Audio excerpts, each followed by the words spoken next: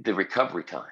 I didn't want to miss work for 4 months. I didn't want to quit working out for 4 months, and all that went with it. So I was just really heartbroken, thinking I was going to have to stop. But I just didn't believe that that was the right way to go. I mean, I've seen a lot of people that are my age that get told that, and then when they stop, that they lose everything. They just it's just a big decline. So, like I said, with this program, I felt really confident and really motivated.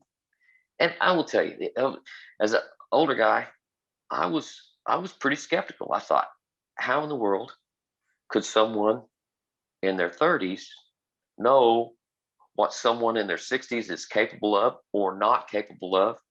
And let me tell you, the relationship I have with her, it's just phenomenal. It's just phenomenal. And